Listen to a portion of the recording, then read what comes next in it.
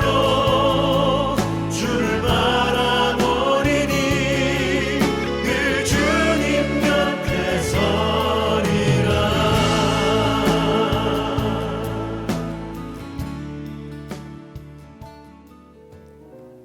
자, 그러면 창세기에 걸쳐져 있는 비슷한 시기의 책은 뭐다? 욥기. 사무엘 상하는 시편은 왜 거기에 걸쳐져 있다고 그랬죠? 다윗이 주로 쓰는 책이 시편이 있다 보니까 사무엘 상에도 사무엘 하에도 다윗의 얘기가 나오게 되니까 열왕기 상하에 걸쳐져 있는 책은 뭐예요? 전도서, 잠언, 아가서. 요 세 권은 누가 썼기 때문에? 솔로몬 얘기가 바로 열왕기 상에 나오게 되죠. 그래서 거기에 걸쳐져 있는 거고. 그런 다음에 여러분 보면은 그 열왕기 상하의 예언서가 몇 권이 들어가 있게 되죠? 12권. 지난번에 우리 이제 요 뒤에 하겠지만 물고기 그림 기억나시죠?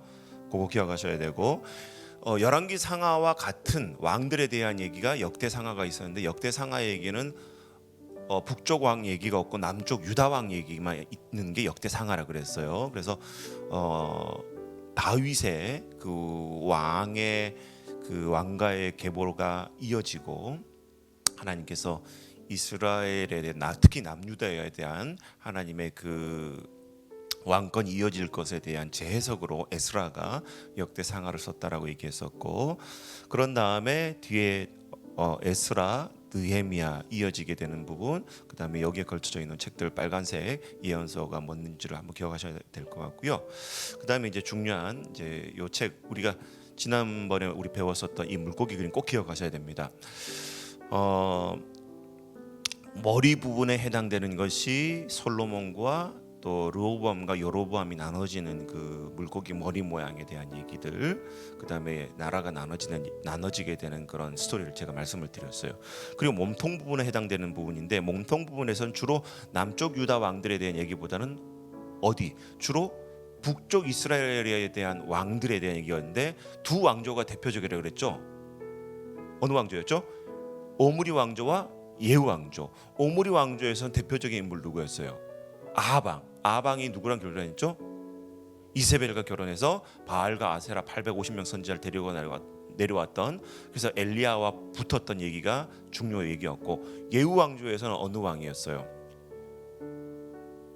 여기 있잖아요. 여로보암 2세.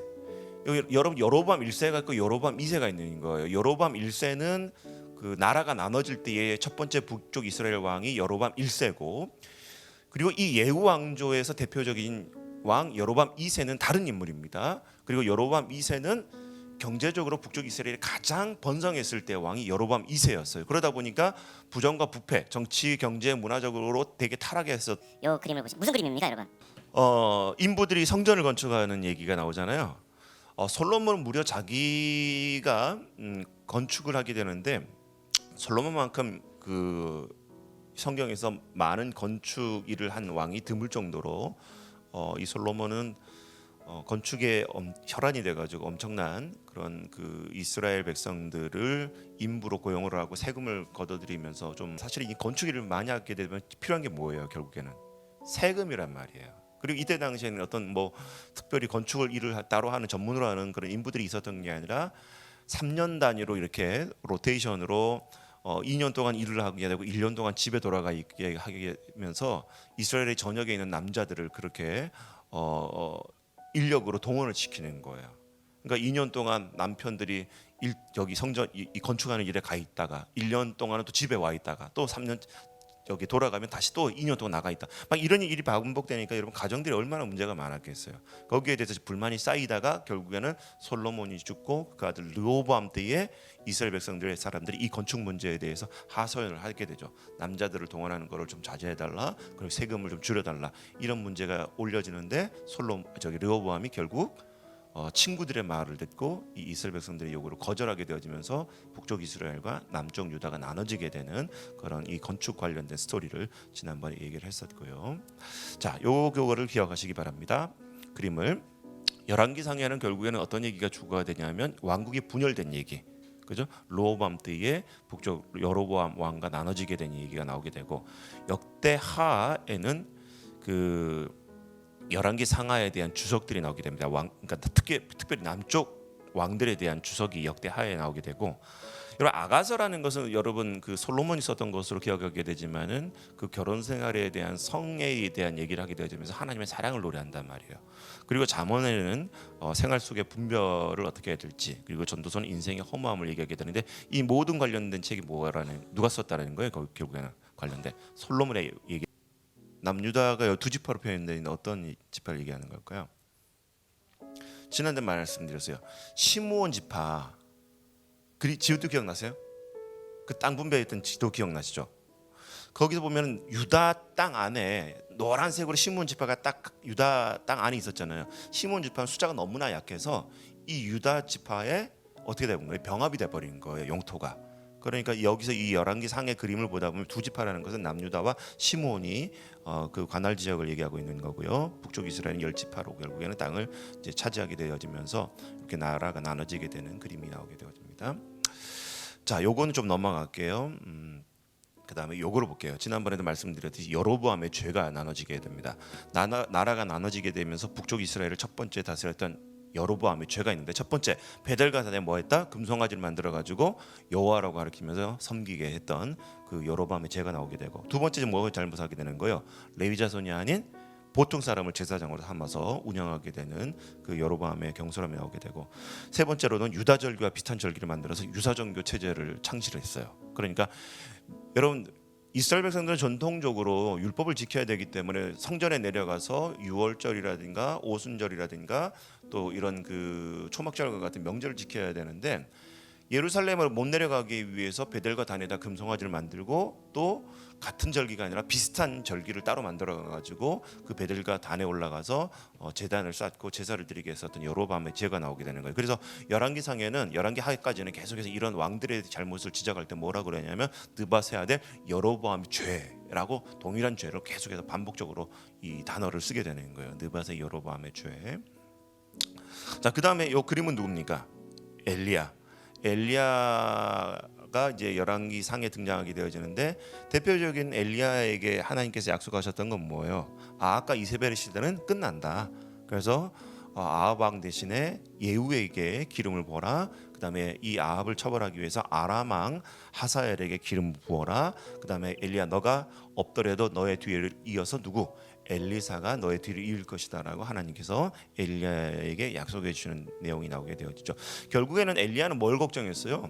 제가 지난번에 8월 14일에도 설교했지만은 엘리야가 로뎀나무로 내려가고 또 호렙산까지 가서 만시창이로 지쳐 있었을 때에 하나님께서 이 약속을 해주시는 그 의미는, 엘리야 너 혼자 남아서 버티는 것이 아니라 너처럼 바알과 아세라 앞에 무릎 꿇지 않은 7,000명의 믿음의 용사들이 있고, 너가 지금 아합의 시대가 영원할 것처럼 걱정하는데 그게 아니다라는 거예요. 하나님은 하나님의 나라가 이어질 수 있도록 하나님께서 스스로 일하신 하나님임을 이 엘리야에게 증명해 주시고, 그렇게 동기부여라는 것이 중간에 등장하게 되어지는 거잖아요. 그러니까 열왕기 상하도 그렇고 역대 상하의 관점도 그렇지만은, 그렇게 어둡고 또 영적으로 타락한 시대라 보일지라도 하나님은 지금도 뭐 하신다는 거예요? 하나님의 나라가 세워지도록 하나님께서 지금도 일하고 계신다라는 것을 증명해 주고 있고, 어제 제가 수요 저녁 기도에도 설명했지만은, 어제 수요 저녁 기도에 들으신 분, 엄경영 권사님 복 받을지어다.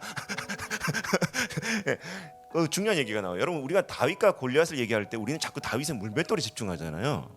그죠? 다윗이 그 물맷돌을 가지고 골리앗을 물리친 것에 집중하는데, 사실은 성경의 관점은 그 물맷돌이 중요한 게 아니라, 다윗이 물맷돌이 아니라 여러분 종이 한 장을 들고 나간다 할지라도, 그리고 사울이 입혀줬던 칼을 들고 나간다 할지라도 하나님께서 뭘 증명하려고 하셨던 거예요? 하나님의 이름을 모독하는 그 짐승의 자손들, 그 골리앗과 같은 블레셋들을 얘기하는 거예요. 그런 어둠의 세력들을 결국 하나님께서 그냥 내버려 두지 아니하시고 이 믿음의 사람을 통해서 반드시 뭐 하신다는 거예요? 승리하게 하신다라는 거예요. 그리고 그 믿음을 누가 갖고 있었던 거예요? 다윗이 갖고 있었던 거예요. 결국에는 그러니까 하나님은 다윗을 통해서 뭘 증명하려고 하셨냐면, 하나님의 나라, 그리고 하나님의 이름이 하나님의 스스로 일하심에 대해서 증명되어지고 승리케 되어지는 것을 다윗을 통해서 보여주셨던 사건이 바로 다윗과 골리앗의 사건이라는 거예요. 그러니까 여러분, 중요한 관점이 있습니다. 하나님은 교회만 통해서 하나님께서 일하실까요? 이게 되게 중요한 문제예요. 하나님은 하나님이 이 땅에 하나님이 나라를 확장하기 위해서 교회를 통해서만 일을 하시는 분이실까요? 그게 아니라는 거예요. 교회가 아무리 타락하고 영적으로 침체되어 있다 할지라도 하나님은 지금도 하나님의 나라가 완성될 수 있도록 또 다른 차원의 믿음의 백성들을 통해서 일하시고 계신다는 것이 성경의 주된 내용이고, 우리가 교회에 속해 있는 믿음의 백성들에 있어서 중요하게 알아야 될 부분이라는 거예요. 그렇다고 교회를 무시하라는 건 아니에요. 그러나 교회가 아무리 어렵고 힘들다 할지라도 하나님은 또 다른 방법으로 지금도 하나님이 일하고 계신다는 것을 우리가 인정하고 그것을 아는 이제 그 믿음의 자세가 중요하다는 것이고, 그래서 교회는 바로 하나님이 일하시는 그 도구가 되어줄 수 있도록 다시 정화 작업과 또 성령 충만한 그런 은혜가 필요하다는 것을 우리가 이제 알아야 되는 것이고요. 자, 요 그림을 보다 보면 넘어갈게요. 요건 넘어가고 요 그림을 좀 볼게요. 계속해서 이제 열왕기 상하를 여러분 머릿속에 그리시라고 제가 반복하는 겁니다. 솔로몬이 첫 번째 왕으로 그 열왕기 상의 첫 번째 등장하는 왕이었던 거고요. 그다음에 나라가 나눠지게 되는 거 북쪽 이스라엘, 남유다 왕 나눠지게 되고, 북쪽 이스라엘의 열왕기 17장의 얘기가 끝나게 돼요. 열왕기 17장에서 북쪽 이스라엘 얘기는 끝난다. 바로 그때 남유다의 왕은 누구다? 히스기야. 이 히스기야 때의 예언자 3명 누구죠? 한 3분 전에 본 것 같은데 물고기를. 아모스는 저쪽이고, 이사야, 미가, 나훔. 예, 감사해요. 여러분 자꾸 이렇게 까먹고 주셔야 목회자는 오랫동안 사역을 할 수가 있어요. 자, 그래서 북쪽 이스라엘의 왕은 여로보암이 첫 번째 왕이었고, 맨 마지막 왕은 호세아. 북쪽 이스라엘은. 남쪽 유다 왕은 첫 번째 왕이 분열 왕국이 이게요. 르호보암에서 시드기야까지 눈이 뽑힌 왕이 누구예요, 여러분? 시드기야. 그렇죠? 요 그림을 기억하셔야 되고요. 요 그림을 좀 이제 봅시다. 이스라엘 북쪽 이스라엘은 총 19명의 왕이 있었습니다. 남쪽 유다에는 20명의 왕이 있었어요. 그 중에 아까 여왕이 등장하게 되죠. 누굽니까?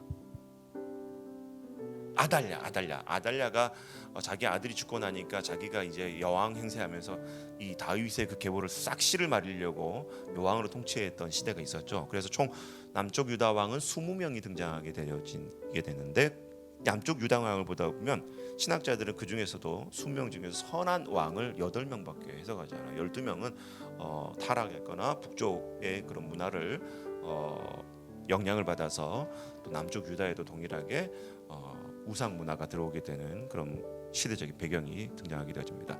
북쪽 이스라엘은 어느 제국에 의해서 멸망했다고요? 아수르. 남쪽 유다는 바벨론. 요거 기억하셔야 되고 숫자 기억합시다. 북쪽 이스라엘은 몇 년에?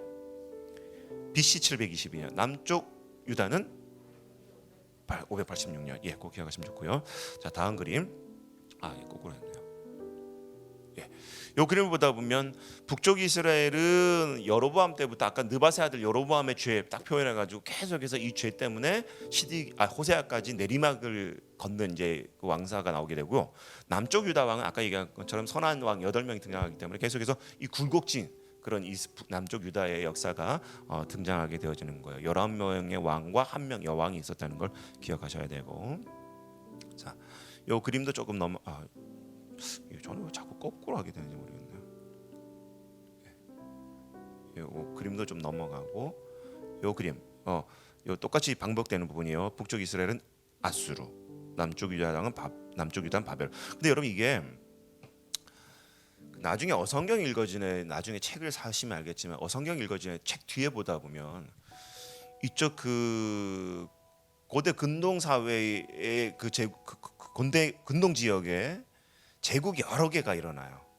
그리고 이 팔레스타인 땅에서도 어떤 여러 족속들과 여러 나라들이 이제 지배하게 되고, 저쪽 유럽도 마찬가지고, 그러면서 그 지역에 여러 가지 근동 사회부터 해가지고 저쪽 유럽에 이르기까지 제국이 어떻게 일어나게 되고 또 제국이 언제 강하고 또 약했는지에 대한 이 그림이 표가 쫙 내리막 이렇게 펼쳐져 가지고 그 어성경 읽어지네 뒤에 보면 그 표가 나오게 되죠. 그걸 보면 되게 좋아요. 그래서 이 메소포타미아 문명에 있었던 이 지역에도 보다 보면은 처음에는 여러분 고대 바벨론이 있었고, 이 고대 바벨론이 쭉 이어지다가 나중에 우리가 이제 이 열왕기 상하에 등장하게 된 아수르 제국이 또 번성하게 되어지고, 아수르 제국이 나중에 힘이 빠지고 난 다음에는 신흥 바벨론, 신바벨론이 다시 퍼지게 번성하게 되는 이 표가 있어요. 그걸 나중에 보시면 되고, 그래서 성경에는 어떻게 보면 우리는 단순하게 바벨론이라고 표현되어 있지만 실제 역사를 보다 보면 고대 바벨론이 있었고 신바벨론이 있고 이게 나눠지게 되는 거예요. 그래서 성경에서 남유다를 무너뜨렸던 이 바벨론은 고대 바벨론이 아니라 신바벨론에 해당되는 이제 그 제국의 역사가 있다는 것을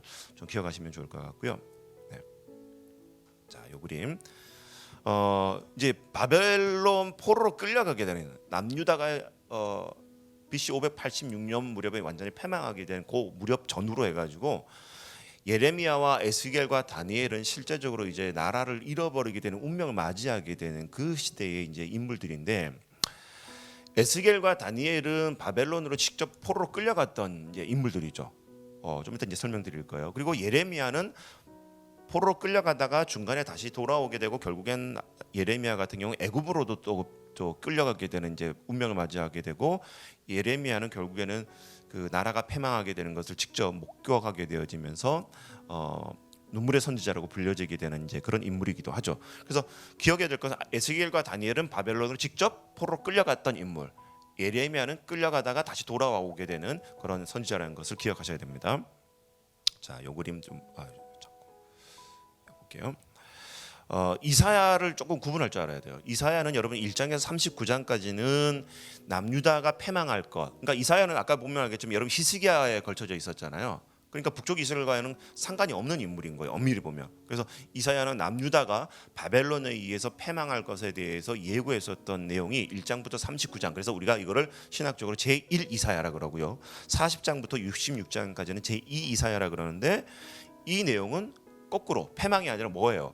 회복에 대한 얘기가 40장부터 66장까지 나오게 되는 거예요. 그리고 이 회복에 관련된 얘기가 나오게 되어지면서 제2 이사야에서는 뭘 통해서 회복하게 되어지면 성경에서 중요한 예언이라고 할 수 있는 메시아에 대한 얘기가 제2 이사야에서 특별히 나오게 되는 거예요. 그 중에서도 여러분 53장 고난받는 종의 얘기가 나오게 되고, 61장에 보다 보면은 바로 치유하게 되는 이방의 빛이 비춰지게 되는 얘기가 나오게 되어지면서 메시아가 어떻게 이 이스라엘 남유다를 회복시킬 것에 대한 얘기가 나오게 되어집니다.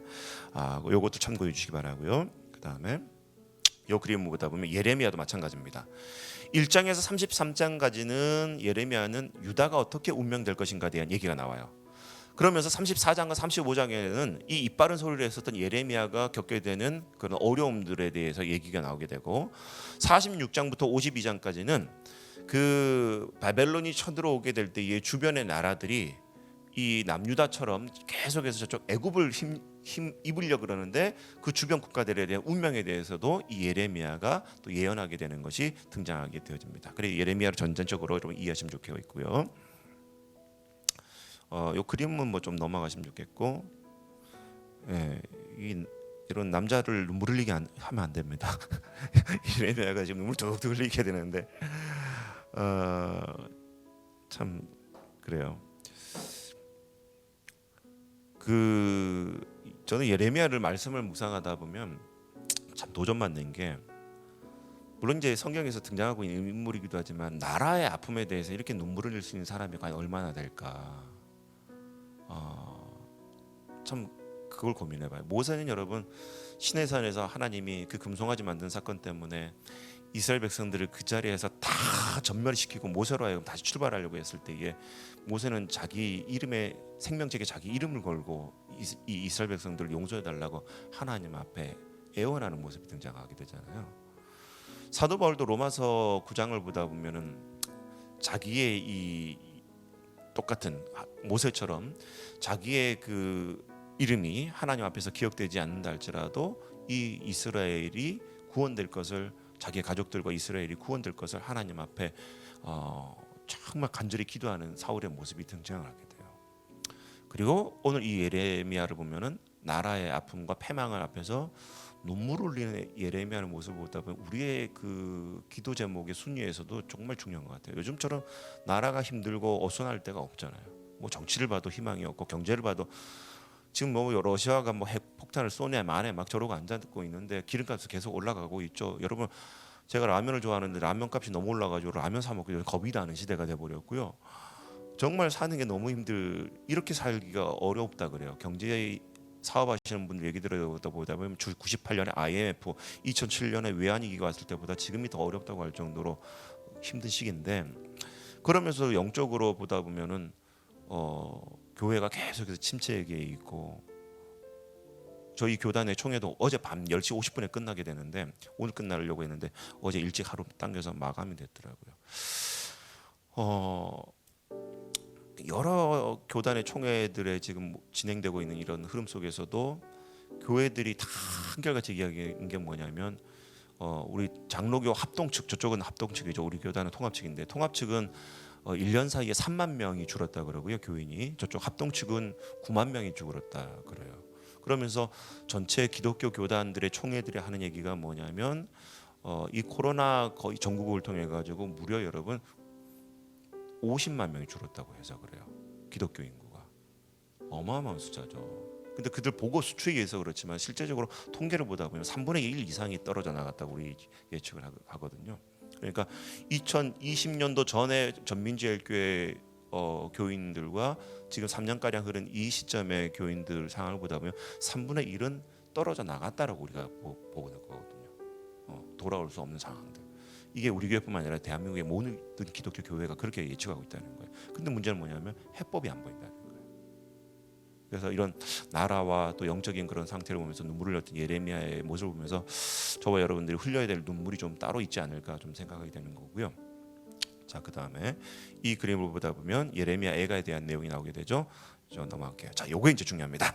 자, 여러분 눈 바짝 뜨시고, 역대 우리가 그 창출민수 사사망 대란 나오면서 이제 밑에 부분에 해당되는 그 녹색 동그란 거 대란은 기억나시죠? 이거에 대해서 이제 생장점인데 여기에 대한 중요한 이제 내용이 나와요. 역대상의 시작은 솔로몬이 아니라 어디서부터 시작한다고요? 아담으로부터 시작해요. 자, 오늘 이거 권사님 백희영 권사님 복 받으시기 바라고요. 이 자연 드림은 또 무엇인가요? 예, 아무튼 저기 복 받으실 겁니다. 분명히 역대상은 왕들에 대한 얘기인데 그 왕들에 대한 얘기를 하려면 열왕기상하처럼 솔로몬에서 시작하든가 아니면 적어도 사울에서 시작하든가 해야 되는데 지금 역대상하는 쭉 족보 얘기가 시작되면서 어디부터 시작하냐면 아담에서 시작되는 거예요. 자, 제가 지난번에 설명했지만 역대상하는 누가 썼다고요?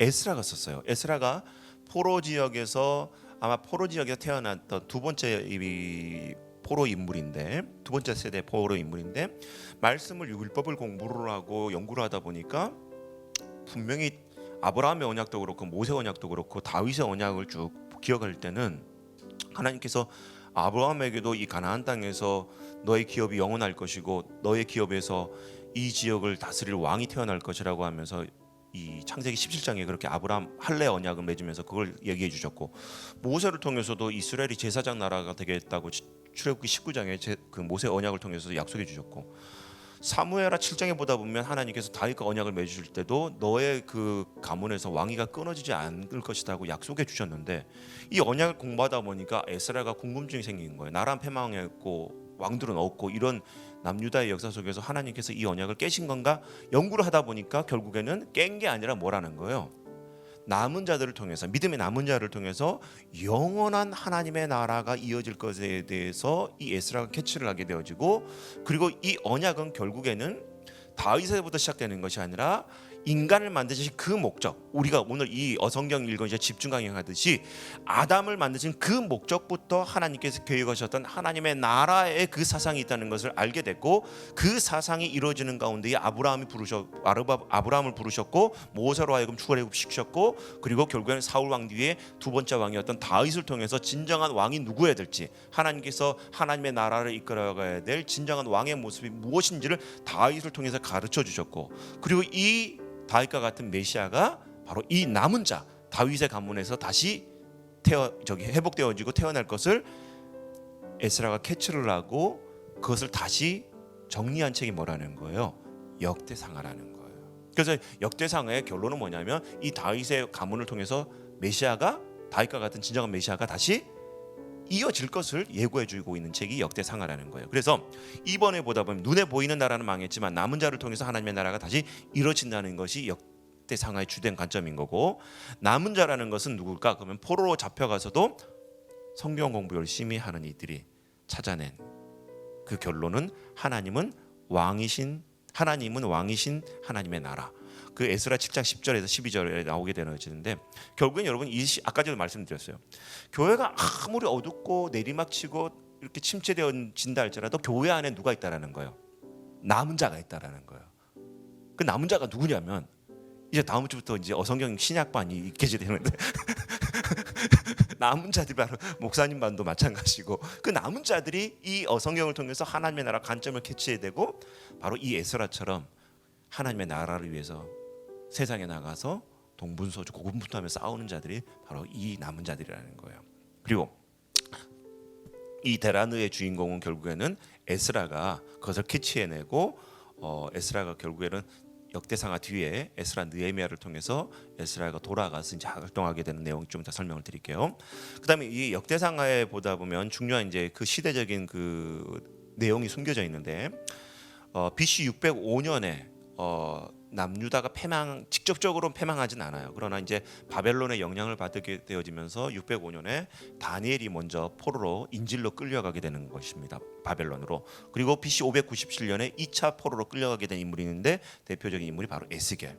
그 다음에 BC 538년에는 아까 얘기했처럼 이제 포로 시대의 귀환이 이루어지게 되는 거예요. 다시 예루살렘으로 돌아오게 되는데 첫 번째 포로 귀환으로 수르바벨이 돌아오게 되고 두 번째 2차 포로 귀환이 일어나게 되는데 458년에 에스라를 통해서 두 번째 포로 귀환이 일어나게 되고 세 번째 포로 귀환의 지도자는 누굴까요, 여러분? 느헤미야가 BC 444년에 또 세 번째 포로들을 데리고 귀환하게 되는 내용이 이제 이때부터 계속해서 시대적으로 이해를 하셔야 되는 거예요. 자, 이 그림을 조금 이제 나중에 기억하시기 바라고. 자, 요 그림 봅시다. 남유다와의 왕사인데 쭉 20명의 이름을 적어놨어요. 르호보암부터 시드기야까지. 근데 여러분 쭉 보다 보면은 그 아달랴 아까 얘기했지만 못된 그 여왕 기억나시죠? 아달랴 아합과 이세벨의 딸 아달랴가 남쪽 유다로 시집 와가지고 자기의 그 아들이 죽게 되자 그 다윗의 가문들의 모든 그 왕가에 있었던 남자들을 다 죽여버렸던 못된 여왕. 그럼에도 결국엔 자기가 알지 못했던 또 살아있는지 깨닫지 못했던 손자 요아스가 그 숨겨져 있다는 것을 모르게 되죠. 그래서 이 요아스는 나중에 자기 할머니에 해당한 아달랴를 처단을 하고 요아스는 바알 세력을 척결하게 됐던 인물이 요아스였던 것이고 그 다음에 아하스, 히스기야, 므낫세, 아몬. 자, 이때 이제 우리가 기억하셔야 될 인물 중에 히스기야가 이사야, 미가가 등장하게 되어지는 것이고 자, 요시야를 보다 보면은 그 종교 개혁을 일으켰던 대표적인 남쪽 유다 왕이 요시야, 요아스, 요아김, 요야긴, 시드기야. 이제 거의 요시야부터 시드기야까지는 나라가 이제 패망하게 되는 그 시점의 인물이기 때문에 색깔이 약간 다르게 되어 있죠. 나오미 여러분 잘못되어 있습니다. 여기 있으면 안 되고 히스기야 밑에 가야 되는데 잘못 표시를 해놨어요. 네, 요 그림을 보시고 자, 바벨론의 망하는 시기 이제 오늘부터 이게 이제 되게 중요합니다. 이제 중간사부터 여기서부터 계속해서 이어지는 내용이기 때문에 잘 들으셔야 되는데 첫 번째. 아까 BC 586년에 이제 그 남유다가 패망한다 그랬잖아요. 그럼 여러분 BC 609년이라는 것은 나라가 패망하기 전입니까? 나라가 패망한 후입니까? 전이에요. 자, BC라는 것은 거꾸로 우리가 숫자를 계산해야 되니까 BC 609년에 갈그미스라는 전투가 벌어지게 되는데 여러분 갈그미스라는 것은 이제 제가 지도를 좀 더 넘길 수 있을지 모르겠지만 처음에 우리가 지도부에 올 때 저쪽 그 아브라함이 이동하다 보면은 그 중간에 가나안 땅에 들어가기 전에 머물렀던 성읍이 있었죠. 하란이라는 성읍 기억나시죠? 하란. 그 위쪽이 이제 갈그미스라는 지역이 있어요. 그 지역에서 이 애국과 그 바벨론이 전투를 벌이게 됩니다. 고대의 그 근동 지역을 그 제패하는 이 이유 때문에 대제국에 해당했었던 애국과 그리고 이제 이 바벨론이 충돌하게 되는 지역이 바로 갈그미스라는 지역이에요. 근데 문제는 이 갈그미스로 애굽이 올라가기 위해서는 반드시 관통해야 될 땅이 있는데 바로 이 팔레스타인 땅, 이스라엘 땅을 관통을 해야 되는 거예요. 그러니까 여러분 바벨론하고 전투를 하러 올라가는 애굽이 이 이스라엘 지역을 관통하려고 하는데 그때에 요시야가 아까 종교개혁을 일으켰던 요시야가 이 애굽이 그 이스라엘 땅을 관통하려고 하는 것을 어떻게 하는 거예요? 막는 거예요. 방해를 하는 거예요. 그러니까 이 요시야가 결국에는 애굽하고 전투를 벌이게 되는데 요시야가 결국에는 무기도에서 어떻게 됩니까? 죽어버려요. 그러니까 애굽이 그 남유다를 이기게 되고 왕이었던 요시아가 죽게 되면서 이스라엘 백성들은 어떻게 되냐면 그 요시아 대신에 요아스를 왕으로 급하게 세우게 되집니다. 그러니까 17대 왕이 되는 거죠. 요시아가 16대 왕이고 이 요아스가 17대 왕이 되는데 급하게 왕을 세우다 보니까 여러분 어떤 일이 벌어지게 되어지냐면 이 갈그미스 전투 때의 애굽과 바벨론은 한참 동안 싸우게 되는데 승부가 가려지지 않아요. 그러다가 이제 잠시 이제 휴전을 하게 되어지고 애굽이 다시 이제 자기네 그 땅으로 돌아가게 되다 보니까 다시 거꾸로 내려가다 보니까 또 어디를 관통해야 되는 거예요. 이스라엘도 관통하게 되는데 가만히 내려오다 보니까 요시아가 죽고 난 다음에 이스라엘 백성들이 여호와서를 급하게 세운 것 같아. 애굽이 이제 기분 나쁜 거죠. 안 그래도 방에 있었던 요시아 때문에 화딱지 나 있는데 자기들 멋대로 여호와서를 세운 것을 보고서 이 애굽이 내려가게 되어지면서 여호아스를 이스라엘 백성들이 세웠던 여호아스를 폐위를 시켜버리고 자기의 말을 애굽의 말을 들을 수 있는 누굴 세우냐면 요야김을 세우고 내려가게 되는 거예요. 그러니까 요야김은 왕이 되고 나서도 누구 말을 들으라고 세운 거예요? 애굽의 말을 들으라고 세우고 내려간 거예요. 네, 죄송합니다. 네. 청와대에서 전화가 오네요. 네. 죄송합니다. 자, 그래서 애굽이 이제 내려가게 되고 요아스 대신에 요야김이 이제 남유다의 왕이 되는데 BC 605년에 두 번째 갈그미스 전투가 이제 또 벌어지게 되는 거예요. 자, 이때 이제 중요합니다. 이 2차 갈그미스 전투 때는 누가 승리하게 되냐면 바벨론이 이기게 돼요. 1차 갈그미스 때는 승부가 잘 나지 않았지만 2차 갈그미스 전투 때는 결국에는 애굽이 패하게 되고 바벨론 느부갓네살 왕이 승리하게 되어집니다. 자, 그러니까 이때 바벨론 왕 느부갓네살은 애굽의 영향을 받고 있었던 그 남유다의 왕이 요야김이었는데 요야김은 애굽의 말을 고분고분 잘 들었어요. 그러니까 느부갓네살 왕은 요야김을 그냥 내버려 둘까요? 안 둘까요? 안 되는 거예요. 그러니까 결국에는 이 요야김은 이번에는 애굽이 아니라 누구 말을 들어야 되냐면 바벨론의 말을 들어야 될 신세로 바뀌게 되어지는 것이죠. 자, 그때 요야김이 그동안 애굽을 따랐기 때문에 느부갓네살 왕 입장에서는 요야김이 또 다시 애굽에다가 어떻게 보면은 그 애굽을 의지하고 애굽에다가 힘을 부탁할 수 있는 그런 정치적인 그런 관계가 있을 것을 생각해서 느부갓네살 왕은 요야김이 애굽에 붙지 못하도록 인질로 잡아가는 이제 작전을 치게 되는 거예요. 그때 대표적으로 바벨론으로 끌려갔었던 인질과 같은 포로들이 있는데 그게 누구냐면 다니엘이었던 거예요. 다니엘과 같은 무리들이 왕족들이 이 바벨론 느부갓네살 왕의 인질로 포로로 끌려가게 되어집니다. 그럼에도 불구하고 요야김은 역시나 바벨론에 두 손 들고 항복해야 되는데 계속해서 이게 어려운 나머지 애굽에다가 계속해서 하소연하게 되는 거죠. 자, 그러면서 이 그림을 이제 또 볼게요. BC 602년에서 597년 사이에 이 요야김이 결국에는 바벨론을 배신하고 애굽에 또 이제 빌붙게 되는 거예요. 자, 그래서 이 느부갓네살 왕이 이 요야김을 너무 괘씸한 나머지 특공대를 조직해가지고 요야김을 살해를 합니다. 살해를 시켜요. 그리고 그 요야김의 시체를 예루살렘 성문 밖에다가 내 던지면서 봐라, 너희들이 바벨론의 어떻게 보면은 그 힘을 무시하고 애굽에 빌붙는 순간 이런 끔찍한 일이 벌어질 것이라고 하면서 경고를 보여주는 거예요. 이 요야김을 시체를 성문 밖에다가 매달면서, 그러면서 이 느부갓네살 왕은 요야김 대신에 누가 왕이 되게 하냐면 요야긴, 그의 아들이었던 요야긴이 19대 왕으로 즉위를 시켜버려요. 자, 그런데 3개월째가 되어지면서 저기 요야김이 죽고 나서 요야긴을 이스라엘 백성들이 왕으로 세우게 되죠, 임시로. 그런데 3개월 뒤에 다시 이 느부갓네살 왕이 예루살렘을 쳐들어오게 되어집니다. 그리고 느부갓네살 왕은 이스라엘이 또 남유다가 세웠던 요야긴을 폐위를 시키고 자신들의 말을 고분고분들을 시드기야를 요야긴의 삼촌이었죠, 시드기야를 왕으로 세우게 되는 거예요. 20대 왕이 되는 거예요. 자, 그러면서 여러분 그 이때에 요야김 대신에 아들이었던 요야긴이 왕이 되고 3개월 때 폐위가 됐지만 요야긴의 왕과와 고급 인력 1만 명들 그리고 성전의 금기명들과 왕궁의 보물들을 끌고 가게 되는데 이때 요야긴과 그리고 왕가들이 끌려가게 되어지고 그리고 금기명들이 이 바벨론에 의해서 모든 것들을 빼앗기게 되는 이 BC 597년에 또 포로로 끌려갔던 인질과 같은 인물 누구예요? 에스겔이 이때 끌려가게 되는 거예요. 이해되시죠? 자, 이런 과정이 이제 역대하에 계속해서 등장하게 되는 거예요. 바벨론에 항복하고 계속해서 그냥 나는 힘이 없어 나는 항복입니다라고 힘을 빼야 되는데 계속해서 애굽을 의지해 가지고 뭔가 바벨론에서 벗어나려고 했었던 이 남유다의 정치적인 관계 속에서 계속해서 바벨론에 의해서 공격을 당하게 되고 왕이 살해를 당하게 되는 끔찍한 일들이 계속해서 벌어지게 되어집니다.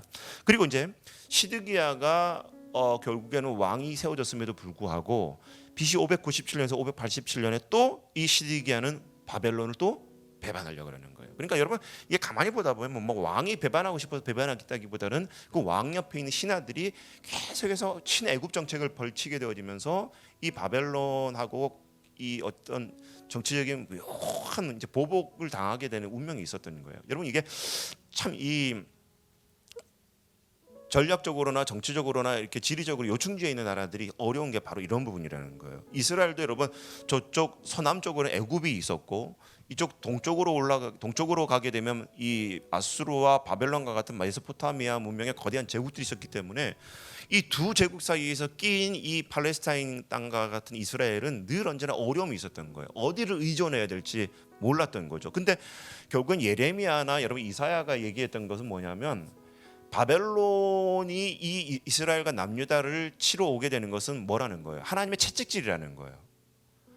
하나님을 섬겨야 될 이 이스라엘 남유다가 하나님을 저버리고 바알과 아세라 같은 우상 문화에 빠지게 되어지면서 하나님을 저버리게 되면서 채찍질로 든 장치가 도구가 바벨론이라는 것이고 그래서 결국에는 이 채찍이 무서워가지고 아파서 하나님께 원하셨던 것은 회개였는데 이 남유다와 이스라엘은 결국 뭐 했던 거예요? 하나님 앞에 회개하지 않고 거대한 물리적인 제국이었었던 그 제국의 물리적인 힘을 의지해서 이 채찍을 벗어나려고 했었던 그 어리석음을 결국에는 잘못됐다라고 외쳤던 선지자가 예레미야였다는 거죠. 그래서 예레미야가 그 이빨인 소리를 하게 되어지면서 결국은 구덩이에 갇히게 되고 감옥에 갇히게 되는 그런 내용들이 예레미야 중간에 34장과 35장에 나오는 그런 이유도 바로 거기에 있었던 거예요. 자, 그래서 BC 597년에서 587년에 이 시드기야 또한 20번째 왕이었었던 시드기야 또한 바벨론을 결국에는 배반하게 되어지면서 애굽 정책을 펼치게 되어지면서 BC 586년에 시드기야가 결국에는 눈이 뽑힌 상태로 끌려가게 되는 그런 상황을 맞게 되고 결국에는 이 BC 586년에 어떻게 되는 거예요? 남유다의 상징이었던 예루살렘의 솔로몬의 성전마저도 느부갓네살 왕이 완전히 무너뜨리게 되는 그런 사건이 펼쳐지게 되어지면서 공식적으로 남유다는 역사 속에서 사라지게 되는 이유가 여기에 있었던 거예요. 자, 그다음에 5번 남유다가 패망 이후에 어떤 일이 벌어지게 되냐면 느부갓네살 왕은 남유다에 여러분 왕이 이제 끌려가게 눈이 뽑힌 상태로 끌려가게 되니까 남유다에는 여러분 그 땅을 관할하고 통치할 지도자가 있습니까 없습니까? 없어요. 그래서 느부갓네살 왕은 미스바라는 지역에다가 누구를 보내냐면 자신의 부하였던 그달랴라는 인물을 이 팔레스타인 총독으로 보내게 되어지게 돼요. 이 성경의 내용이 나오게 되는 거예요. 그다음에 그럼에도 불구하고 이스마엘이라는 남유다의 사람이 그 총독 그달랴를 살해하고 난 다음에 암몬으로 도피하게 되어집니다. 그다음에 또 요하난이라는 인물이 그 남은 유대인들을 데리고 애굽으로 내려가게 돼요. 자, 여기 기억하셔야 돼요. 요한안이 이런 상황 속에서 시드기야가 포로로 끌려가게 되어지고 또 느부갓네살 왕이 총독으로 이 팔레스타인 땅을 다스릴 수 있도록 총독을 대신 보내게 되고 이 총독이 암살당하게 되는 이 과정 속에 요한안이라는 사람은 그 예루살렘에 있었던 남유다 사람들 대표적인 사람들을 어디로 데려갔다고요? 애굽으로 내려갔다는 거예요. 자, 그러면 이제 잘 생각해 보세요. 바벨론으로 포로로 끌려간 사람들이 있고 지금 나라가 패망한 다음에 이 요하난이라는 인물을 통해서도 애굽으로 내려간 사람들이 있는 거예요. 그러면 지금 커다란 공동체가 세 개가 등장하게 되는 거예요. 바벨론의 포로 공동체 하나, 그 다음에 애굽으로 끌려갔던 공동체 하나, 또 어느 공동체가 있냐면 예루살렘에 남아있는 공동체. 그래서 여러분 탈무드를 거슬러 올라가게 되면 바벨론 공동체가 토라를 그러니까 율법이죠. 율법을 해석했었던 탈무드하고 애굽으로 내려갔던 사람들이 해석한 이 탈무드의 내용은 좀 달라요. 다르게 되어지는 거예요. 그리고 좀 이따 중간산 부분에서 이야기했지만은 그 나라가 나중에 이제 그 헬라 제국 때에 그 셀주크 왕조의 그 안티오쿠스 왕을 통해 가지고 이 애굽에 머물고 있었던 그 유대 공동체를 통해 가지고 히브리어로 구두로 전송되어졌던 이 유대인의 성경을 이 왕은 헬라 제국의 왕은 뭘 했냐면 헬라 말로 성경을 한번 번역해봐라 해가지고 만들어진 책이 뭐라는 거예요. 70인역인 거예요. 그러니까 히브리어 성경이 히브리어 구약 성경이 헬라어로 구약 성경이 번역된 것이 70인역 성경. 바로 이런 문화적인 시대적인 배경이 있었다는 것을 기억하셔야 됩니다. 그리고 그 애굽에 내려갔었던 이 공동체도 이 요한안에 의해서 애굽으로 내려갔음에도 불구하고 그 애굽에서 여호와를 섬기지 않고 이 애굽의 공동체가 결국 거기에서도 우상 숭배를 하게 되는 모습을 통해서 예레미야가 한탄하게 되는 얘기가 예레미야서에도 등장하게 되어지는 거예요. 자, 그러면 예레미야의 핵심 메시지가 뭐냐? 친애굽 연맹체가 있어요. 아까 말씀드렸듯이 예레미야의 그 후반부를 보다 보면 39장부터 예레미야 후반부를 보다 보면 그 남유다 주변에 있었던 여러 나라들에 대한 얘기가 나와요. 블레셋, 모압, 암몬, 에돔, 다메섹, 게달, 하솔, 엘람과 같은 나라가들이 나오게 되는데 예레미야가 얘기했던 것은 이런 친애굽의 나라들과 족속들은 다 바벨론한테 뭐한다? 망한다라는 것이 46장부터 49장 가운데에 공개적으로 선포되어 있고, 그러면서도 이 예레미야는 또 바벨론에다가도 경고해요. 너무 으스대지 마라. 너희들은 하나님이 쓰시는 도구라는 것뿐이다 라고 예레미야 50장 51절에서도 바벨론에 대해서도 예고를 하고 있고, 그리고 예레미야와 동일한 시기의 인물이 다니엘과 에스겔, 아까 말씀드렸듯이 BC 605년에 먼저 인질로 끌려갔던 포로 다니엘, 두 번째 포로로 끌려가게 됐었던 인물 에스겔, 요걸 머릿속에 그리셔야 되고요.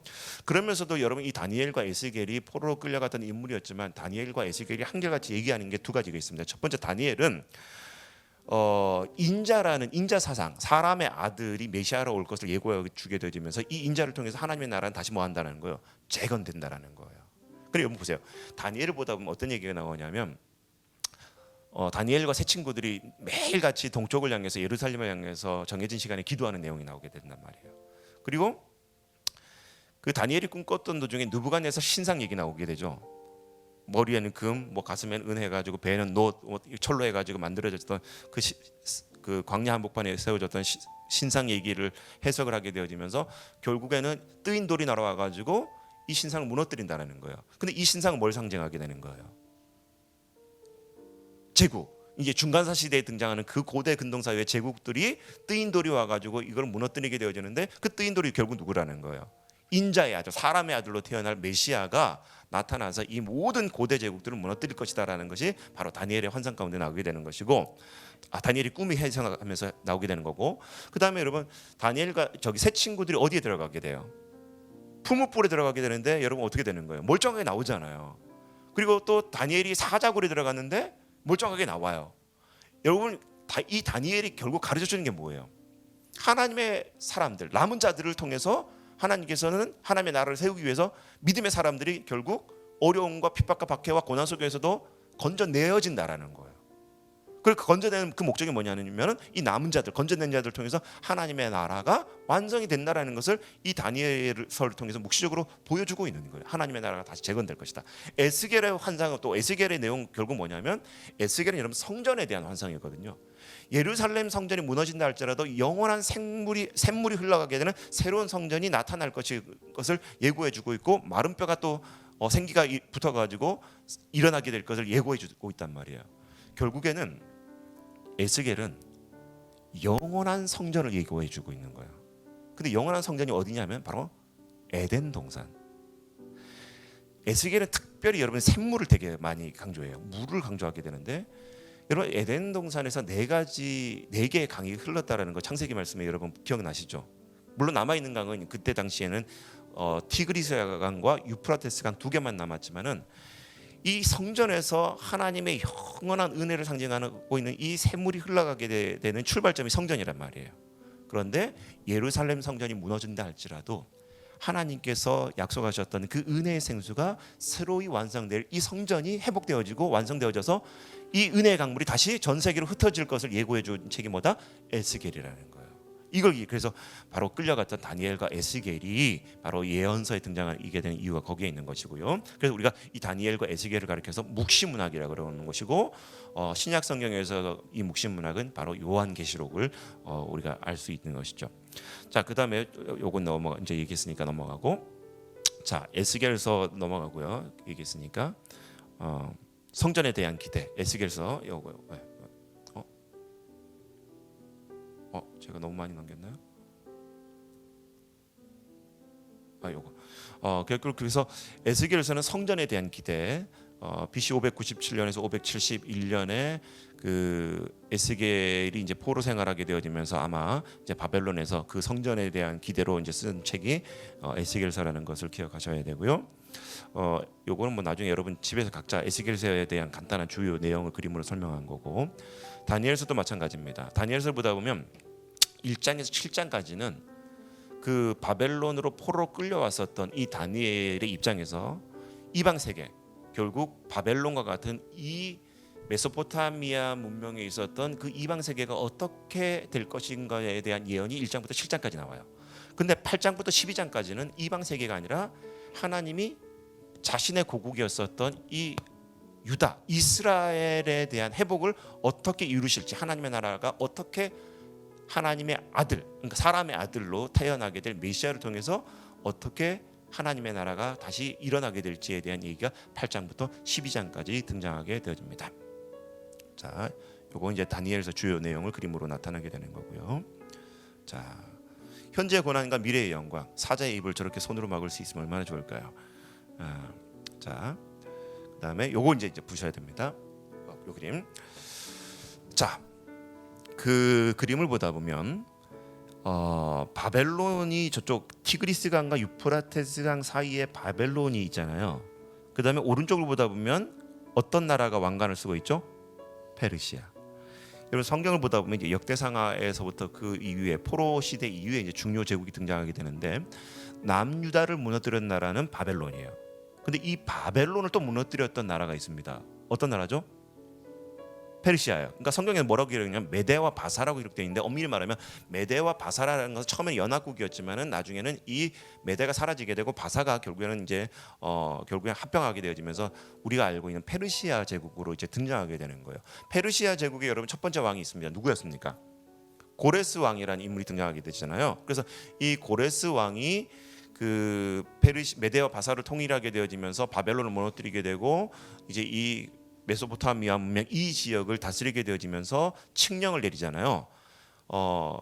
바벨론이 다스리고 있었던 모든 식민지의 나라들의 사람들을 너희들의 고국으로 돌아가라. 이제 바벨론 무너졌으니까 내가 은덕으로 너희들을 다시 고국으로 돌려보내게 되는데 갈 사람은 가라 하면서 이제 명령을 내리게 되어지는데, 그때 바벨론으로 포로로 끌려와 가지고 아마 포로 2세대 정도 되는 사람들 중에 이제 자기의 고국이었던 엄마 아빠의 고향이었던 예루살렘으로 돌아가려고 하는 1차 포로가 등장하게 되죠.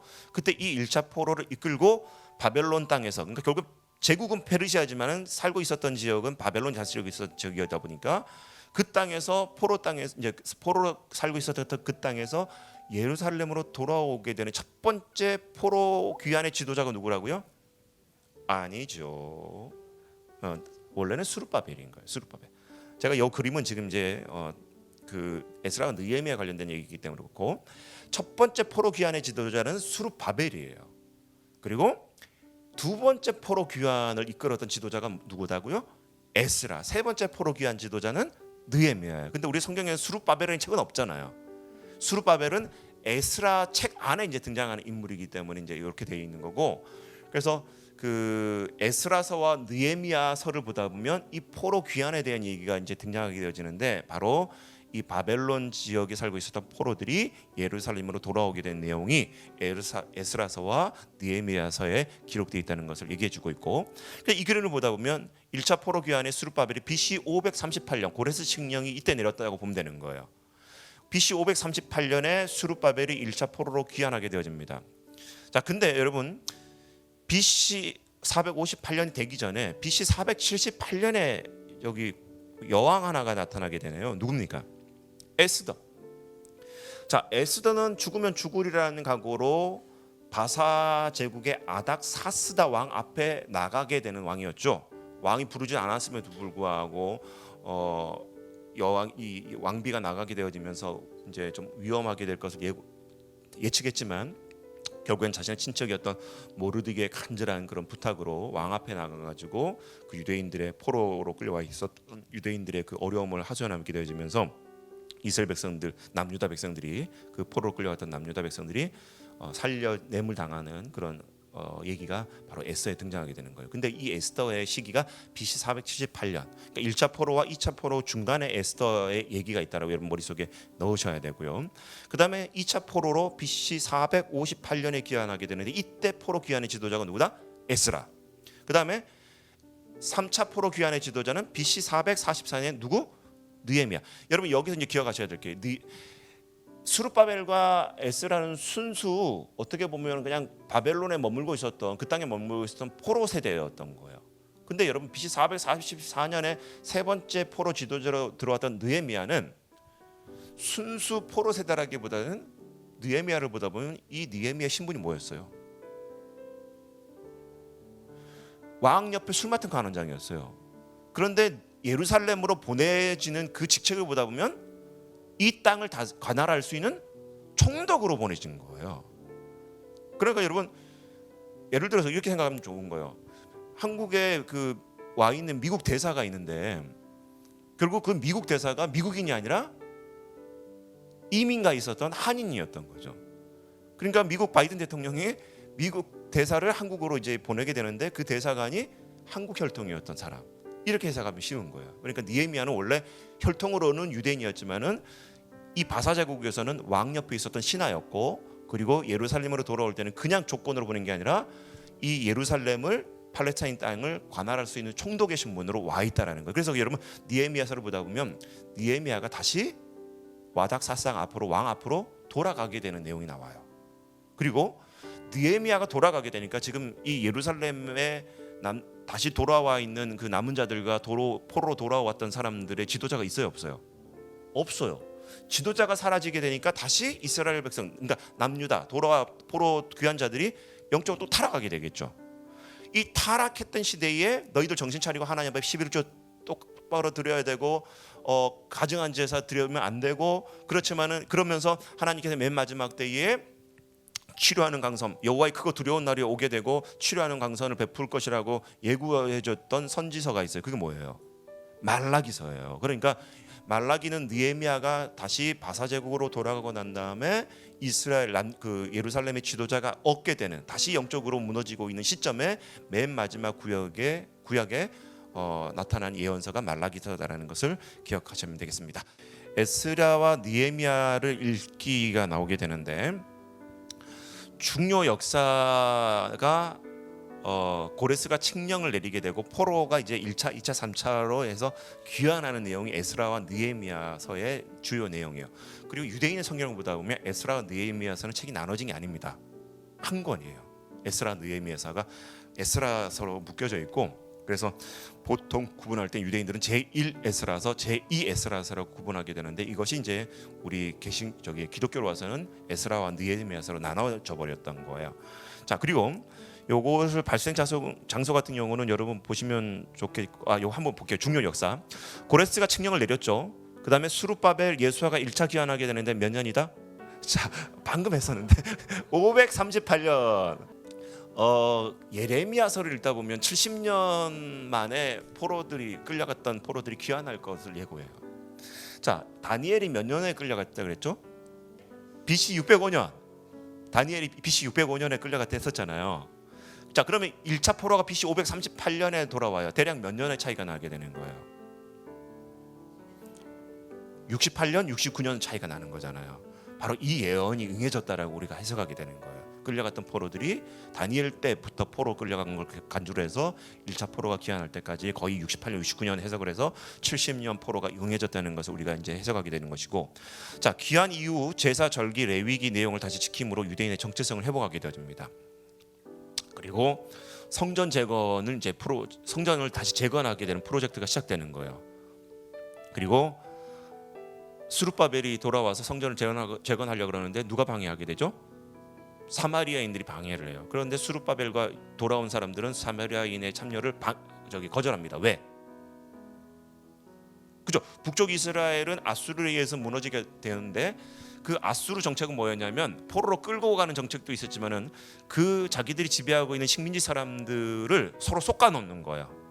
혈통을 다 없애버리면서 정체성을 없애버리면서 그 어떤 쿠데타나 반란이 더. 그래서 이 그림을 보다 보면 말라기 4장 5절 6절 아까 크고 두려운 날 선지자 엘리야 요 얘기 나온 아까 그 느부갓네살 신상 얘기 관련된 이제 요 제국들을 보시면 되겠고, 그래서 결국엔 그 느부갓네살이 꿈꿨던 것은 바로 그 바사 제국, 바벨론 바사, 그다음에 헬라 제국, 로마 제국에 이르기까지 이 모든 제국들이 뜨인들에 의해서 무너지게 되는 것을 예고했었던 그 느부갓네살의 꿈을 다니엘이 해석했다는 것을 여러분 보시면 되고요. 요 그림 보세요. 처음에는 아수르 제국이 이 지역을 제패를 하게 되죠. 북이스라엘 무너뜨렸을 때의 그 아수르 제국의 그 영토였던 거예요. 그 다음에 보면은 바벨론 제국이 남유다를 무너뜨렸던 바벨론 제국이 이러한 영토를 차지하게 되어집니다. 지금 여러분 그 예루살렘 땅이 어딘지 이스라엘 땅이 어딘지 아시겠죠? 어디입니까? 여기잖아요. 여기요. 여기 요단강이 이렇게 흐르게 되고 바로 여기죠. 여기 가나안 땅. 자, 그 다음에 바로 이 페르시아 제국, 바사 제국이 엄청난 제국을 차지하게 되죠, 여러분. 그러니까 여러분 아수르와 바벨론 제국보다 더 큰 땅이 바로 바사 제국이었어요. 자, 그런데 다음에 그리스 제국, 헬라 제국이라고 하죠. 자, 그런데 여러분 이 헬라 제국을 일으켰던 왕이 있습니다. 누굴까요? 예, 헬라 제국을 크게, 그렇죠, 알렉산더 대왕 들어보셨죠? 헬라 제국을 이러한 영토를 갖고 심지어 몽골까지 쳐들어갔다 그러잖아요. 알렉산더 대왕이 어마어마한 제국을 펼쳐지게 되는데 일찍 단명해가지고 33살에 단명했지만은 이 알렉산더 대왕이 이 엄청난 제국을 지배를 하고 통일을 시키면서 정복을 하게 되어지면서 이 모든 지역들이 헬라 문화권의 영향을 받게 되어지는 거예요. 여러분 문화의 영향을 받는다는 것은 뭐가 바뀔까요? 언어가 바뀌어요. 두 번째 또 뭐가 바뀌게 될까요? 제사 문화가, 이 종교 문화가 바뀌게 되는 것이죠. 그죠? 그리고 이제 그 혈통이 이제 섞이게 되어 버리고 이제 그러죠. 결혼 모습을 통해서. 자, 그다음에 이제 여기 로마 제국이 이제 저쪽 그 서유럽에서부터 시작을 해가지고 이쪽 그 팔레스타인 땅 지역까지 예수님 당시에 이 제국의 모습이에요. 로마 제국이. 자, 그런데 이 중간사 연대표를 잠깐 봅시다. 바사 시대가 여러분 331년까지 알렉산더 대왕에게 함락 당할 때까지 331년까지 바사 제국이 존재하고 있었어요. 그런데 헬라 시대 때 보다 보면 알렉산더 대왕이 336년에 태어나 가지고 323년에 이제 왕을 통치하게 되어지는데 알렉산더 대왕이 죽은 후에 4명의 장군들이 제국을 분할하게 되어집니다. 아까 헬라 제국 보셨죠? 그리스 제국 보셨죠? 처음에 4명의 제국이 분할하게 되어지고 이 4명의 제국이 나중에는 2개의 왕조로 그냥 묶여지게 돼버려요. 대표적으로 프톨레미아 왕조하고 셀류쿠스 왕조하고 이렇게 나눠지게 되어집니다. 2개적으로. 자, 그런데 중요한 것은 그 처음에 이 이스라엘 가나안 땅은 처음에는 프톨레미아 왕조에 의해서 지배를 받다가 나중에 여차저차해서 이 팔레스타인 땅이 셀주크 왕조에 의해서 지배를 받게 돼요. 그리고 이 왕 중에 셀주크 왕조 중에 그 안티오쿠스 4세가 있는데 이 안티오쿠스 4세가 얼마나 잔약하고 못됐냐면 이 수룹바벨 성전에 있었던 모든 금기명들을 다 뺏어가고요. 그리고 성전 안에다가 그 그리스 신을 섬기는 피의 제사를 드리도록 성전 문화를 더럽히게 되는 거예요. 이 안티오쿠스 4세 왕자가. 그러니까 여러분 어떻게 보면은 성전이 그때 당시 존재하고 있었지만은 이 안티오쿠스 셀주크 왕조의 안티오쿠스 4세에 의해서 성전 문화가 완전히 이제 무너져 버렸던 거예요. BC 198년 167년 사이에. 자, 그러면서 이런 BC 166년에 이 안티오쿠 셀주크 왕조에 의해서 계속 이런 못된 짓거리들이 이 팔레스타인 땅에 살고 있었던, 예루살렘에 살고 있었던 유대인들 사이에 이런 엄청난 핍박과 박해가 일어나게 되어지면서 결국에는 그 유대 땅에 살고 있었던 가문 중에 여러분 마카비 가문이 주도하는 독립운동이 일어나게 되어집니다.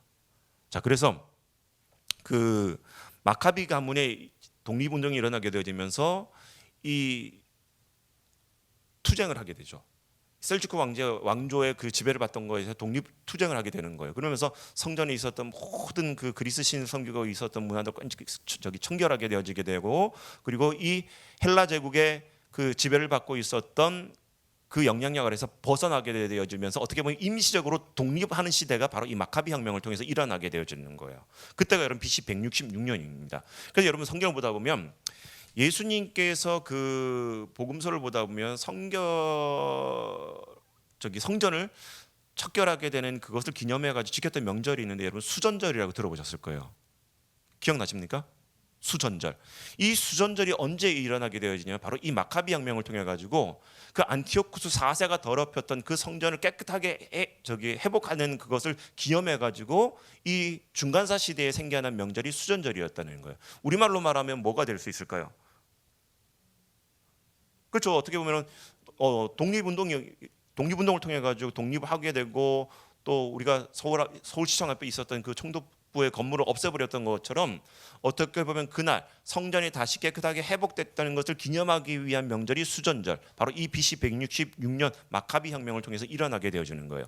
자, 그런 다음에 이 마카비 혁명 가운데에 이 마카비 가문이 독립운동을 일으키고 나서 이 독립운동을 통해 가지고 임시적인 독립운동을 통해 가지고 이 유대 사회를 이끌어가게 되는 왕조가 나타나게 되어지는데 그 왕조가 뭐냐면 하스모니안 왕조가 되는 거예요. 하스모니안 왕조. 자, 그래서 142년에서 67년까지 아마 이 하스몬 왕조가 그 팔레스타인 땅, 유대의 땅을 여러분 가르치게 되어지는데 로마 시대를 볼게요. BC 63년에서 여러분 로마 장군의 이 폼페이 장군이 예루살렘을 다시 점령하게 되어집니다. BC 63년경에. 그리고 그 보다 보면 이두메 출신의 헤롯 가문이 유대를 지배하기 시작했다 그랬어요. 제가 지금 너무 많은 내용이니까 간단하게 얘기하는 거니까 이해해 주시기 바라고. 로마가 폼페이 장군에 의해서 예루살렘이 수복을 당하고 이제 점령을 당하게 되어지고 그 수르바벨 성전도 이제 무너지게 된단 말이에요. 무너지게 돼요. 그러면서 여러분 이 성경을 보다 보면 예수님께서 태어나게 됐을 때에 그 베들레헴에 태어났던 아이들을 다 죽이라고 명령했었던 왕이 있죠. 누구죠? 헤롯 대왕이란 말이에요. 우리가 여러분 헤롯 대왕이라고 얘기하는 것은 그 헤롯 대왕이 있고 그 헤롯 대왕이 죽은 다음에 이 헤롯 대왕은 자기의 아들 4명을 통해 가지고 그 가나안 땅, 예수님 살고 있었던 팔레스타인 땅을 쪼개 가지고 관할하게 만들어요. 요단 동편까지 4명의 아들을 통해서. 근데 그 4명의 아들을 뭐라 그러냐면 똑같은 헤롯이라는 이름은 다 있어요. 근데 그들을 가리켜서 뭐라 그러는 거예요? 그죠? 분봉왕이라 그러는 거예요. 지역을 쪼개서 다스리고 있다 해가지고 분봉왕이 돼야 되는 거예요. 그런데 여러분 보면 그 4명의 아들을 처음으로 이렇게 분봉왕으로 시켜가지고 헤롯 대왕이 죽으면서 나눈데 성경을 보다 보면 누가 등장하게 되면 빌라도 총독이 등장하게 되어집니다. 어떤 이유가 있었냐면 이 4명의 분봉왕이 헤롯 대왕이 죽고 난 다음에 자기들이 맡은 이제 땅을 다스리게 되죠. 그런데 문제는 뭐냐면 유대 땅을, 그러니까 예루살렘을 주변으로 중심으로 하는 유대 땅을 분배받았던 아켈라오라는 사람이 있는데 이 아켈라오 분봉왕이 되게 못됐어요. 유대인들을 핍박하고 되게 좀 정치적으로 문제가 있게 활동하다 보니까 이 유대인들이 로마 제국에 청원을 하게 되어지면서 이 아켈로 대신에 또 다른 정치적인 그런 일꾼으로 파송하게 되는 것인데 그게 바로 총독제도였던 거예요. 그러면서 이 유대 땅을 중심으로 가나할 수 있는 로마에서 직접 파송한 총독이 있게 되어지는데 그것이 바로 우리가 알고 있는 빌라도와 같은 인물들이 총독으로 오게 되어지는 거예요. 역사적으로 보면 빌라도는 그 유대 땅의 네 번째 총독으로 등장하게 되는 것인데, 그리고 빌라도가 돌아가고 난 다음에도 사도행전을 보다 보면 또 다른 총독이 계속해서 이름에서 등장하게 되는 것이 나타나게 되는 것입니다. 자, 그래서 여러분 보다 보면 이 그림들이 조금 이해가 돼야 돼요. 그 아수르, 바벨론, 페르시아, 그리스, 하스모니안 왕조, 로마, 요거를 이제 여러분 머릿속에 그리셔야 됩니다. 하스모니안 왕조는 아까 얘기한 것처럼 임시 정부라는 거죠. 마카비 혁명을 통해서 유대인들이 임시 독립을 하게 되어지면서 만들어진 왕조가 하스모니안 왕조였던 거예요. 자, 요걸 좀 보시기 바랍니다. 뭐 여러분 요걸 설명하기가 좀 시간이 촉박하니까 아까 얘기했던 그냥 대왕하고 분봉왕제도 기억하시기 바라고. 자, 요걸 좀 설명해야 될게요. 예수님이 등장하셨던 그 시대를 보다 보면 첫 번째가 이 누가 등장하게 되냐면 바리새인이 등장하게 되어집니다. 바리새인이 등장하게 되어지는 것은 여러분 간단히 설명하게 되면 아까 에스라와 느헤미야를 통해 가지고 성전 문화가 다시 재건되어지게 되고 에스라가 율법을 낭독하게 되어지면서 우리 민족이 정말 정신 차리고 살아야 될 것은 하나님의 말씀이라는 회복 운동이 일어나게 되었잖아요.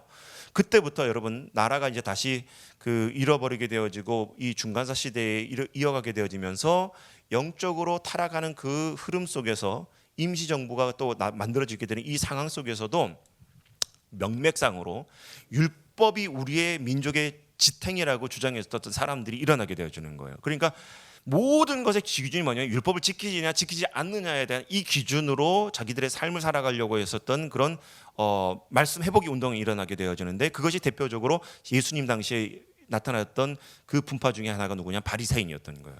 그러니까 이 바리새인들은 철저하게 율법을 문자적으로 지키려고 했었던 운동이 일어나게 되어집니다. 그러니까 그것을 통해 가지고 율법을 문자적으로 지키냐를 따라서 경건이다 경건이 아니다라고 해석하는 운동이 일어나게 되어지는 거예요. 그러면서 예수님 당시에는 어떤 일이 벌어지게 되어지냐면 바로 이 문자적으로 율법을 지키려고 하는 바리새인들과, 그런데 예수님께서는 그 율법을 뛰어넘어서 율법의 완성이었던 하나님의 아가페적인 사랑으로 메시아로 이 땅에 오신 예수님하고 충돌하게 되는 내용들이 벌어지고 있는 것이잖아요, 끊임없이. 그래서 바리새인들의 특징은 말씀을 칼같이 지키려고 했었지만은 그 안에서 못 놓치고 있는 것이 있었어요. 율법의 완성이었던 메시아로 오신 예수 그리스도를 이해를 못하고 있었던 것이죠. 오히려 바리새인들은 뭘로 구원받았냐면 메시아를 통해서 구원받는 게 아니라 이 율법의 준수를 통해서 구원받는다고 생각했던 거예요. 그러니까 여러분 이 바리새인들의 특징이 뭐냐면, 여러분 일을 하게 되면 뭘 받죠? 월급을 받잖아요. 삭스를 받잖아요. 그래서 노동의 대가가 삭시인 것처럼 바리새인들의 생각은 뭐냐면 율법을 지키는 그 대가가 구원이라고 생각했던 거예요. 메시아를 통해서 구원받는 것이 아니라 자신들이 율법의 준수에 의해서 구원받는다는 이 사상이 바리새인들에 있었기 때문에 메시아로 오신 그 예수님의 활동과 그 삶을 통해서 사역을 통해서 메시아를 이해하지 못했던 바리새인의 특징이 나타나게 되는 것이고, 사두개인들은 여러분 조금 복잡하지만 제가 너무 건너뛰어가지고 이해하기 어렵지만 하스모니안 왕조 때부터 이 제사장 왕조가 태어나게 되어지면서 임시 정부가 태어나게 되니까 또 다시 이 예배 문화, 성전 문화가 또 중요하게 대두가 되잖아요. 그러면서 제사장들의 가문들을 세우게 되는데 정통적인 레위인들이나 그 아론의 자손을 찾지 못하다 보니까 어떤 일이 벌어지게 되어지냐면 임의로 제사장들을 세우게 되는데, 이 제사장을 뭘로 세우게 되냐면 돈을 받고 로마의 사주에 의해서 제사장을 세우게 되는 일이 벌어지게 되는 거예요. 자, 그럼 보세요. 사두개인들이라는 것은 제사장 가문들이 묶여져 있는 그런 지파들인데, 돈을 갖고 내가 어느 한 직책을 하게 되면 반드시 뭐가 될까요? 여러분 혹시 주변에 정치하시는 분 계시지 않나요? 죄송한 얘기지만 뭐 정치 몇 년 하고 났더니 뭐 아파트를 수십 채 샀다는 얘기부터 시작해가지고 뭐 땅을 몇만 평을 샀다는 얘기 들리는 이유가 뭘까요? 정치를 하게 되는 순간, 그 자리에 가는 순간 뭐 하게 된다는 거예요? 뽕을 뽑는다 그러잖아요, 속된 말로. 이 제사장의 문화가 바로 이런 문화였던 거예요. 사두개인들이 왜 지탄을 받았느냐? 제사장 그룹들이 성경을 보다 보면 예수님께서 그 예루살렘 성전에 들어가 가지고 성경을 보다 보면 두 번 성전을 엎어버려요, 채찍질을 가지고. 제사장들의 그 매매상을 뒤엎어버리게 되어지는데, 여러분 아니 예수님도 문제 있는 거 아니에요? 왜 멀쩡히 제사 드리려고 예배 드려야 될 그 제사를 왜 성전을 엎어버렸을까? 그 이유가 뭐였습니까?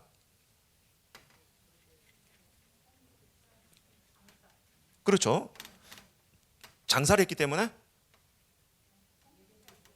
만약에 저희 어머님이 거기 성전 앞에서 만약에 저희 어머니 지금 한 40년째 그 슈퍼를 운영하시는 분인데,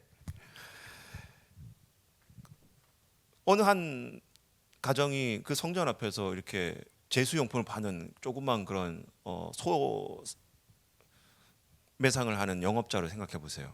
예수님이 나타나서 막 회초리 들고 쥐어 부르면 그 사람 입장에서 황당하잖아요. 저희 어머니가 만약에 당했다면 내가 예수님 가가지고 막 붙들고 멱살 잡고 예수님한테 따졌을 거란 말이에요. 당신 뭔데 그러냐고. 근데 성경에서 왜 예수님께서 그 성전을 뒤엎어버렸을까? 아까 얘기했지만 이 하스모니안 왕조가 독립하게 되어지면서 제사장을 제대로 세우지 못하면서 돈을 주고, 그리고 로마의 사주에 의해서 제사장을 세우게 된단 말이에요. 여러분 하스모니안 왕조는 어떻게 보면 이제 정치적인 입장에서는 하스모니안 왕조지만, 이 유대의 사회라는 것은 뭐가 되냐면은 여호와를 예배해야 되는 이 유대교가 되게 중요하잖아요. 그러니까 결국엔 뭐가 필요하냐면 바로 이 제사장의 직책들이 필요하단 말이에요. 그런데 이 제사장이 아까 말씀드린 것처럼 뭘 가지고 제사장이 됐다라는 거예요? 돈을 가지고 제사장이 돼요. 여러분 돈을 가지고 뿌렸다는 거 아니에요? 이 제사장이 되기 위해서, 유대인의 지도자 사회에 들어가기 위해서 제사장들이 돈을 뿌렸단 말이에요. 그러면 이 제사장들은 제사장이 되는 순간 이 돈을 뭐 하기 위해서? 회수하기 위해서 이제 편법을 쓰겠죠. 그게 뭐냐면 예수님 당시에 아까 얘기했지만 그 나라 남유다가 패망하게 되어지면서 세계 공동체가 있다 그랬어요. 저쪽에 바벨론 공동체 기억나시죠? 남유다 사람들이 패망하고 나서 포로로 끌려갔던 남유다 공동체가 아직까지 포로로 귀환하지 않고 남아있는 바벨론 유대인 공동체가 있었고, 그 다음에 예레미야서를 보다 보면 요한안에 의해서 애굽으로 내려갔던 애굽 공동체가 있었어요. 그리고 또 예루살렘 공동체도 있었지만 시간이 여러분 수백 년이 흘러가게 되어지면서 이 애굽 공동체도 그렇고 바벨론 공동체도 그렇고 그 지역에서만 머문 것이 아니라 또 저쪽 아프리카 지역이나 여러 가지 저쪽 유럽 쪽으로 다 뻗어나갔을 거란 말이에요. 이 가족들이 생계 문제 때문에. 그러면 혈통이 유대인이면 적어도 이 사람들은 1년에 여러분 중요한 3대 절기 중에 6월절이나 뭐 장막절이나 여러분 뭐 철실절 같은 중요 명절 중에 반드시 1년에 한 번은 어디로 가야 된다는 거예요. 예루살렘 성전에 가서 제사를 드려 와야 되는데, 여러분 생각해 보십시오. 저쪽 애굽에 살고 있는 유대인이 예루살렘까지 가야 되는데 수백 킬로를 가야 되는데, 거기서부터 양 한 마리를 끌고 간다 생각해 보세요. 소 한 마리를 끌고 간다 생각해 보세요. 내가 봤을 때는 양하고 먼저 그 소가 먼저 병나서 죽을 것 같아요. 가다가. 그럼 안 되는 거잖아요. 그러니까 방법이 뭐냐면 그냥 본인은 도보로 낙타를 타고 와서 어디서? 예루살렘에서 뭘 사는 거예요? 제수용품을 사는 거죠. 근데 여러분 이 제수용품을 사는데 문제는 이 앞에 성전 앞에 매매상들을 쫙 펼쳐놓고, 애굽에서는 5만 원이면 살 양을 이 매매상들은 얼마에 파는 거예요? 한 50만 원에 파는 거예요. 그리고 또 주변에 예루살렘 좀 가까운 지역에 살고 있었던 유대인들이, 나는 가까이 있으니까 뭐 대전에서 여기 청주 정도 되는 거리니까 나는 양을 직접 끌고 가겠다 해가지고 자기가 직접 키우던 양과 소를 끌고 와요.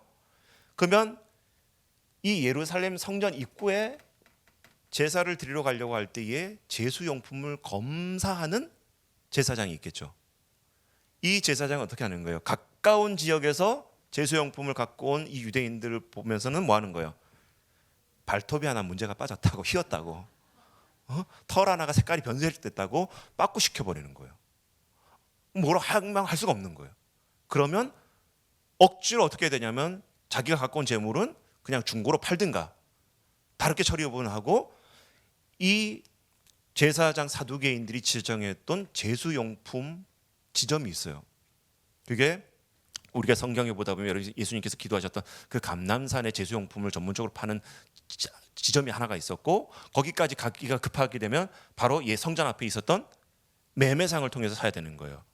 생돈을 주고. 근데 여러분 이 매매상이 이렇게 비싸게 팔지만은 이 매매상의 운영권을 누가 갖고 있냐는 거예요. 제사장이 갖고 있는 거예요. 그러니까 예수님께서 채찍질하고 이 상을 뒤엎어버렸다는 것은 이 장사하는 사람들을 뭐라고 했던 게 아니라 이 운영권을 가지고 폭리를 취하면서 돈을 걷어들였던 누구? 이 제사장 그룹을 여러분 엎어버렸다는 거예요. 그러면서 예수님께서 가르쳤던 게 뭐예요? 이 성전을 하나님께 예배해야 될 이 성전을 너희들이 도둑의 굴료를 만드는구나, 도둑의 굴료로 만드는구나 하면서 엎어버린 사건이 바로 이런 배경에 있었던 것이죠. 그래서 여러분 예수님 당시에는 여러분 이 가야바와 안나스 장인어른하고 사위의 관계인데 바로 이 제사장 그룹들이 보면은 알시겠지만은 자신들이 제사장이 되고 나서 이 자신의 가문들을 배불리게 했었던 이 성전 제수용품의 운영권을 막 뒤엎어버리고 방해하는 예수님이 곱게 보일까요, 안 보일까요? 안 보였던 거죠. 어떻게든 예란다.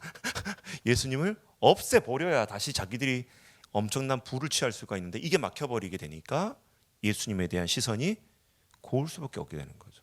나쁠 수밖에 없는 거죠. 이런 시대적인 이제 그 흐름이 있었던 것이고, 그래서 이 제사장의 가문들이 모여져 있었던 이 사두개인들 출신들이 그렇게 모여지게 돼 있는 거고요. 두 번째로는 어떤 이름이 등장하게 되냐면 이 헤롯 땅이라 해가지고요. 아까 얘기했지만 그 하스모니안 왕조가 이제 BC 63년까지 폼페이 장군에 의해서 예루살렘이 무너질 때까지 하스모니안 왕조가 다스려요. 그런데 폼페이 장군에 의해서 그 로마에 의해서 예루살렘이 이제 점령을 당하고 난 다음에 로마는 몇 가지 과정을 걸치지만 이 이두메 출신이었던 헤롯 가문의 그 사람이 로마 황제한테 가서 부탁을 하는 거예요. 우리가 당신 대신, 당신의 황제 대신 이 예루살렘 유대 사회를 다스릴 수 있는 정치 권한을 달라고 부탁을 하게 돼요. 여러분 이두메라는 것은 여러분 구약 신약 성경을 하게 되어지면서 이제 배우게 되는 것입니다.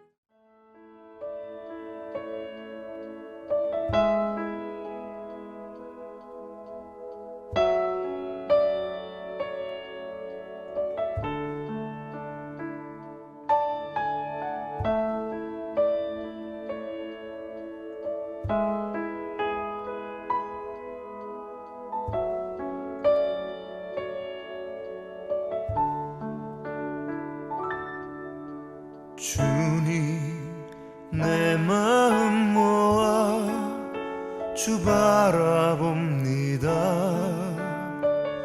눈 떠주 보게 하소서. 오 주님 내가 주께 가오니 말씀하시고 새롭게 하소서. 내가 전심으로 주 얼굴 구하리니 주의 뜻대로 나를 세우시리라. 오직 믿음으로 주를 바라보리니 늘 주님 곁에 서리라.